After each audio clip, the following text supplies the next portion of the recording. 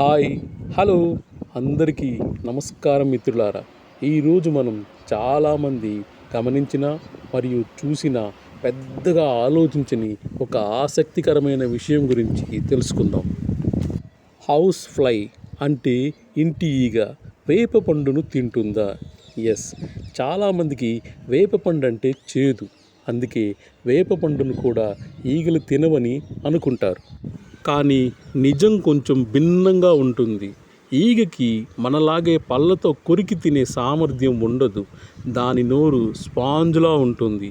అందువల్ల గట్టి ఆహారాన్ని నమలలేదు. ద్రవ రూపంలో ఉన్న ఆహారాన్ని మాత్రమే పీలుస్తుంది. వేప పండు పూర్తిగా పండినప్పుడు దాని గుజ్జులో కొంత తీపి రసం ఉంటుంది. ఆ రసం బయటకు వచ్చినప్పుడు లేదా పండు పగిలినప్పుడు ఈగ వచ్చి ఆ రసాన్ని పీలుస్తుంది. అంటే అది వేప పండును కొరికి తినదు, కానీ దాని రసాన్ని మాత్రం తాగుతుంది. అయితే పండిన వేప పండులో ఉండే గుజ్జు, తేమ, కొద్దిపాటి చక్కెర వల్ల కొన్ని ఈగలు అక్కడికి ఆకర్షితమవుతాయి. ముఖ్యంగా పండు పగిలి ఉంటే లేదా కొల్లడం ప్రారంభమైతే ఈ ఈగలు మరింతగా కనిపిస్తాయి. మరియు ఇతర పండ్లు అయిన మామిడి, అరటి, జామ, బొప్పాయి లేదా ద్రాక్ష పండ్లపై ఈగలు వాలడం చూసే ఉంటారు. అసలు అవి పండ్లపై ఎందుకు వస్తాయి? అవి పండ్లను తింటాయా?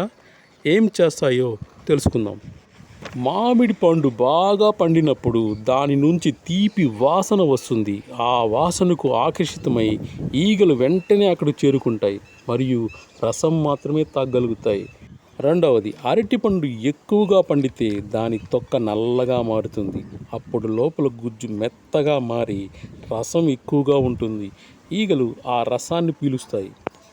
మూడవది, జామపండు పగిలినా లేదా పక్షులు కొరికినా బయటకు వచ్చిన గుజ్జుపై ఈగలు వాలుతాయి. సేమ్ రసం తాగుతాయి. కానీ ఇక్కడ ఒక ముఖ్యమైన విషయం ఉంది. ఈగలు పండ్లపై మాత్రమే కాకుండా చెత్త, మురుగు, జంతువుల విసర్జనలు వంటి అపరిశుభ్రమైన ప్రదేశాలపై కూడా వాలుతాయి.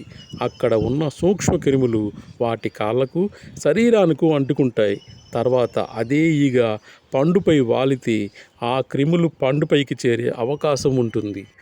అందుకే బయట నుంచి తీసుకొచ్చిన పండ్లను ఎప్పుడూ శుభ్రమైన నీటితో బాగా కడిగి తినాలి.